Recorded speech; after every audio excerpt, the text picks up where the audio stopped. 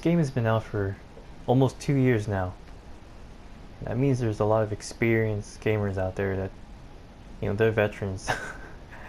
They're crafty. They know all the tricks. They know all the angles. They know all the areas of the map. They know all the exploits. So when I enter in a match, I come in with that mindset, that knowledge that these guys know what they're doing, and I gotta give it my best. And it gets competitive. It really does. I'm a competitive person. You know,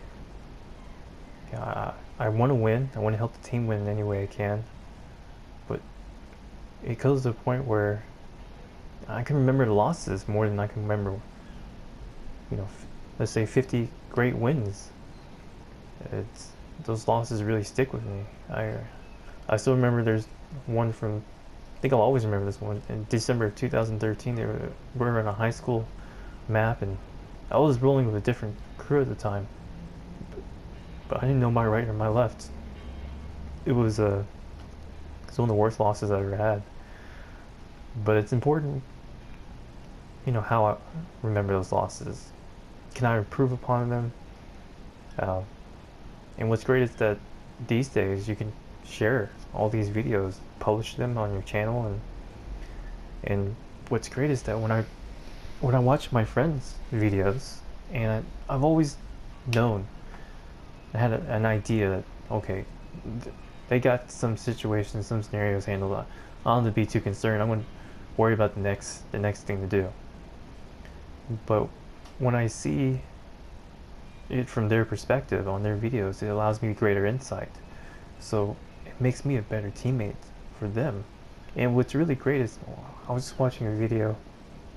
It was Not Normal. She posted a few days ago, and she changed her loadout, I think 3 or 4 times in one match. And that match ended up being a comeback match for us. I was part of that video, and I didn't have a great game. That match was really hard for me, but she really pulled through. I think she had the most downs, and I didn't realize how versatile she was. She had loadouts where it was revolver, shorty, full auto, spectre, shotgun, and it's the same thing with B. His versatility comes in play styles. Well, like every 2 or 3 weeks he'll change it up, and it's a great thing that you can still experiment. Even though how long this game has been out, you still have a sense where you can improve upon what you've already cemented as your foundation. And that's the great thing developers did, was they really balanced out the battlefield for the gamers. So you can come out with any loadout you want, cater to your playing style, I feel, and you'll have some success.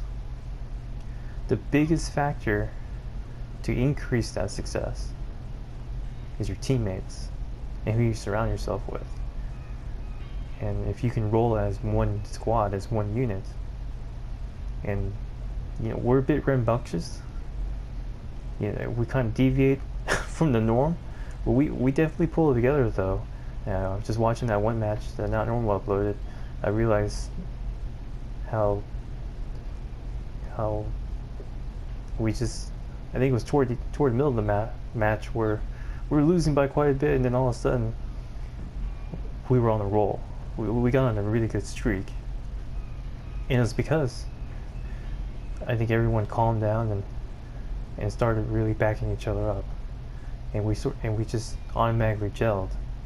And that's what makes or breaks matches, is your ability to adjust and come up with counter strategies and execute them.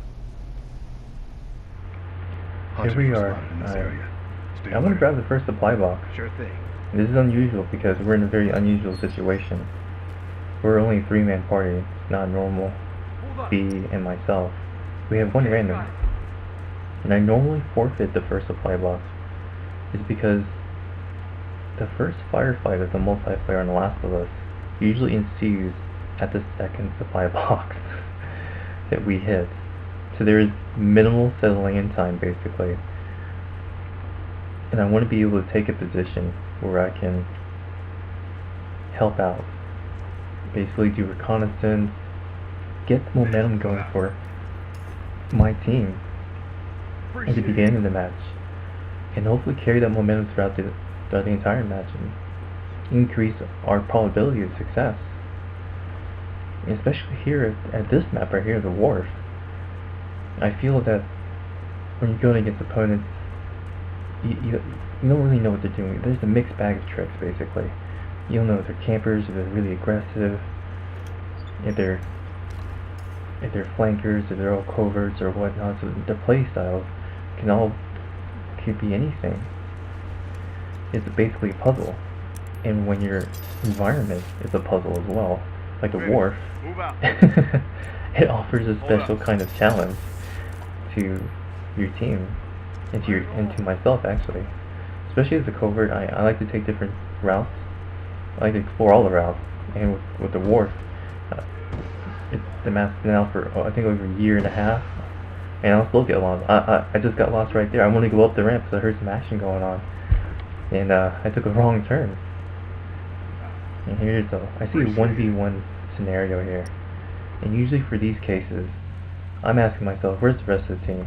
So I want to go check on the left, and you're gonna see a difference here between our play styles. See, B there, he's gonna go right, but he's gonna actually flank, like an offensive manner. And when I went to go flank, I went to just check the flank.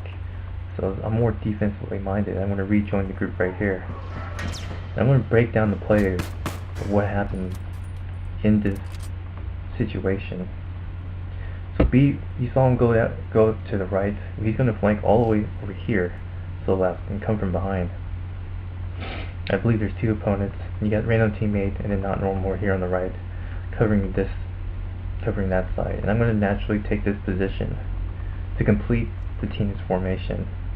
And when I do this, I'm always concerned. I always keep in mind where's the weak points, where's the strong points of this position. That right there is definitely the weak point. And you're going to see me check the clock, see if there's enough time for someone to actually come flank from behind us. Strong point right here is the left wall. Out front you have this water cooler or heater, not quite sure. But also another weak point is my 2 o'clock right here, which isn't so bad because I know that not normal is going to be covering that. Random teammates there too. You can see him go down very quickly. And vice versa, her counter weak point will be her 11 o'clock, which I'm going to take it upon my duties to cover. And this is going to minimize the standoff as best as we can, because if there's going to be some crossfire action that's going to happen, that's going to totally break down our formation. And you're going to see a lot of things that, well, B is going to go down as well, because the flank didn't work out completely. I think he got one person got him. But right when that happens, it was fortunate because I was still in listen mode, and I swayed to the left a little bit more, and I saw there was 4 people, counted 4 shades of gray. And I knew that, okay, I don't have to worry about the flank in the back anymore. And also right after that, you're going to see that normal get hit, and she's going to turn orange. Someone got a headshot on her. And you're going to see me glance back for backup. And within that instant, that moment, I'm calculating right there, how long is it going to take for our backup to get here? Because I know we're in trouble. I know we're really down, and I'm very concerned about how long can I hold these guys here in order for everyone to rejoin us and come in as a full team. And this is just about creating opportunities for teams to succeed. It's doing these small things. It's being patient and understanding that there's strength in numbers. Right there, B got a smoking hook right there. It's a classic play. I'm so concerned about the flank. You're gonna see me looking at it like, okay, where's this? Because I feel like they're gonna spawn right over there because the rest of us moved up forward. It's the pacing as well. Yeah, I do my best to match the pacing with my teammates, especially B and not Noel. We gained a lot with one another as a team, and I sort of I get a feel for match to match. Some matches they're full on aggressive and I fall a little behind. Some matches I'm a little more aggressive and I have to slow it down a little bit, make sure that we're all working on the same vibe. is that these certain things that we're aware of that kind of help build the chemistry, set each other up for situations that we can capitalize on. And that's how you get to the next level, I feel. You can see here I'm taking, again, the whole awareness situation. I'm taking a natural position in this formation. I see how the formation is going. Everyone's getting supply boxes, and they're kind of swaying to the left, swaying to the right. And I'm watching what a position I feel that, okay, this is a weak point.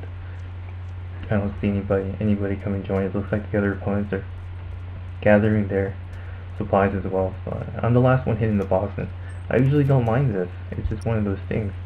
I'd rather have us safe and ready than have us completely caught off guard. The random killer here, he's just going down fast. And now that I see this video, I feel like he might be... there might be some meat going on. Because he gets down by the same weapon. Ooh. Ooh. He gets down by the same weapon. I think it's full auto twice in a row within 2 minutes from each other. Well, I feel like maybe he got split from his team. There's definitely something weird going on. Here they're just throwing on. Smokes away. Now I'm waiting for the flank right now. I'm definitely whoever's on the right side. I don't even know who's on the right side. I watched this video 2 or 3 times already. I don't know who's on the right side.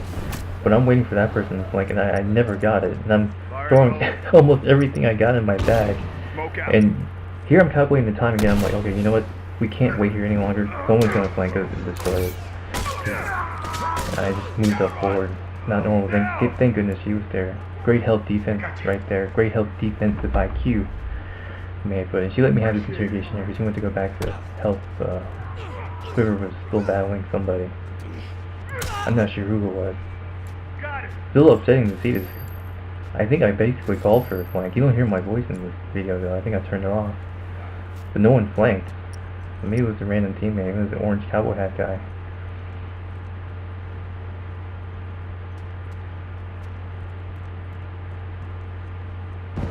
You can see him take this execution. Possible interrogation right here, and he just takes it. See, I know there's some mutant going on. This is going to be another breakdown of play. Not normal just went down. Beast flow into the right. So I'm thinking my first option is to go left. I want to catch him in a crossfire, the opponents. Get them all confused, like where am I going to shoot? Where are these bullets coming from? I want to confuse them. That's what I want to do. Completely leave them in disarray.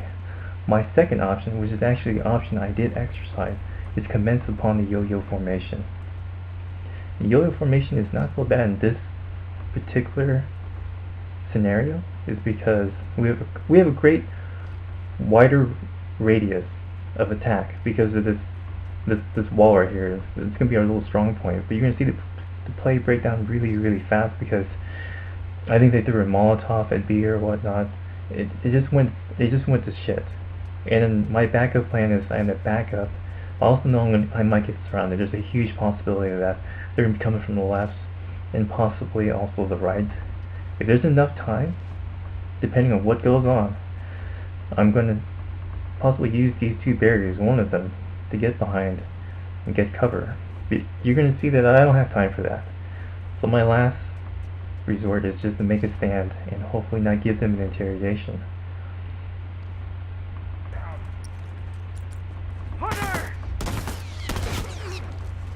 Bombs on, heads up. I got you. Watch.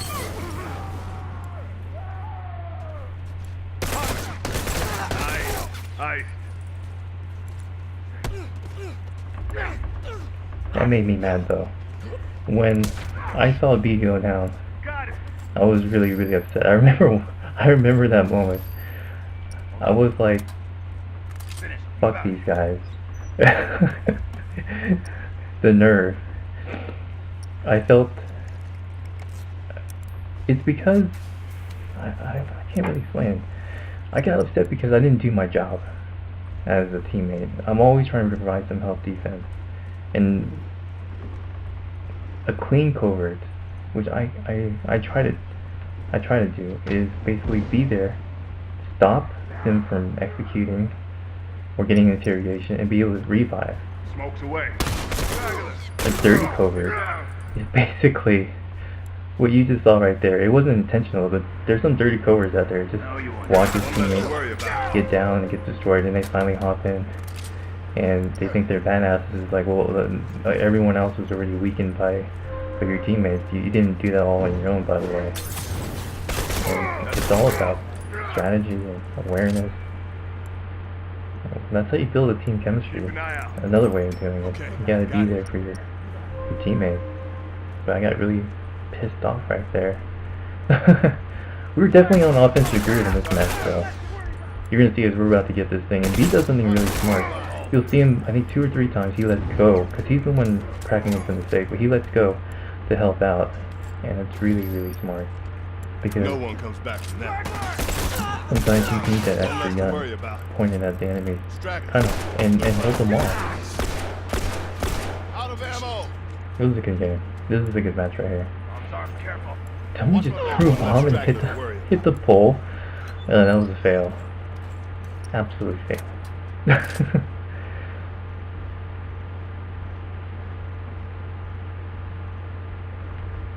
So here we are at the Wharf. Wharf? I can't say it right anymore.